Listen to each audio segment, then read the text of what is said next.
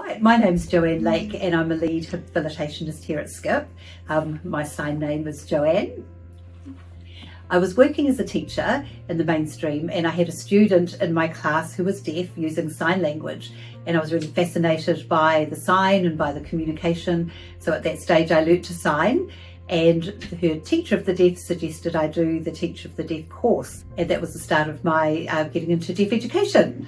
So I spent a year at Teachers College training to be a resource teacher of the deaf, and then after that I worked in the Early Intervention Centre at Van Ash Deaf Education Centre.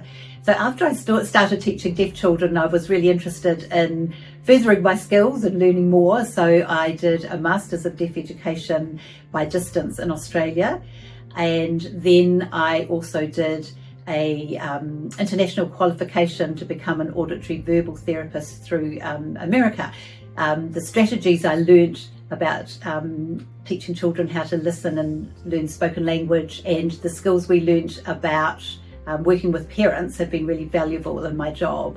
So it's just taking the best of what you've learnt really and bringing that to your work with families.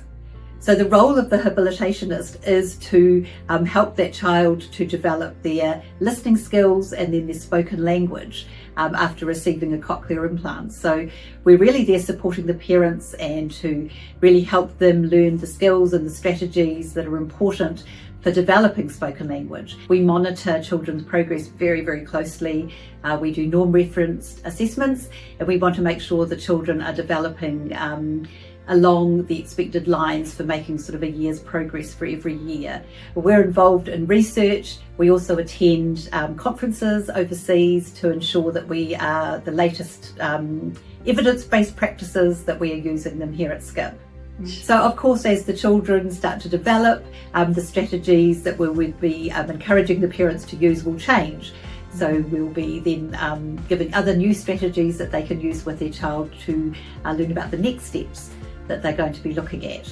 But of course, in our role, we carry on monitoring and assessing their language as they go through the school, up to around when children are, if they were implanted as babies, up to when the children are about 8.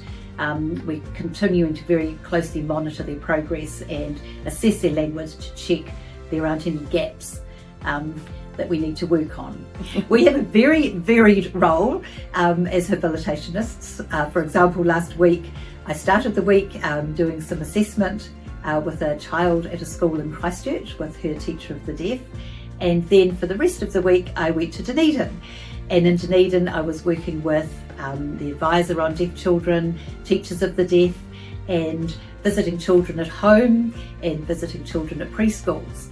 I think one of the things that really draws me to this role is the working with the parents and working with families and really supporting them in developing communication with their children.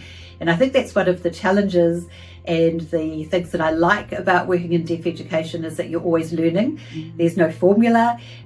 Each child is different and unique, and you have to have a real range of strategies and skills to be working with these children and to support parents. So I think part of the rewarding part of this job is that we're working in teams. So we have teams working around a family. We have an advisor on deaf children, first sign facilitators, teachers of the deaf, and a good number of our children also have other challenges as well as being deaf. So we might be working with other early childhood providers, and we're learning skills off those other professionals as well. So it is a real team. Important for parents to be really positive about their child's cochlear implant, to show it off, to show people, to talk about their child being deaf in a positive way. And this way the child will grow up to be proud of being deaf, to be confident, to be proud of their gear.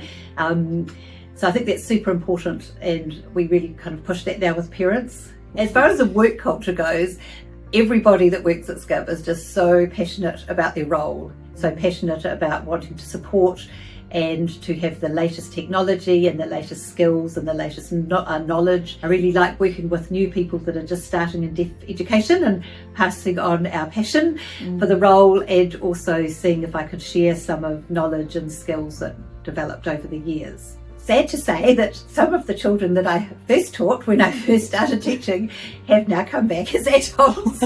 So it's been wonderful to see them develop, to see who they've married, to watch their children and see them become young parents. So that's been a really rewarding part of the job. So the first child that I worked with as a mainstream teacher, I now see as an adult, and she still remembers me, I still remember her, and it's just, you have this lifelong relationship with children and families that you've worked with.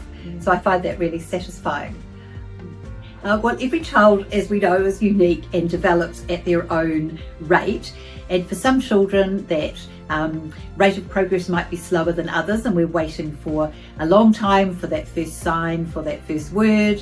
And I guess that's sometimes the most rewarding, is when you've really worked hard, the parents worked really hard, you've tried lots of different strategies, and then you start to see some communication, whether it be verbal or whether it be sign language. You start to see that child begin to communicate, and that is really rewarding and a cause for celebration with the family.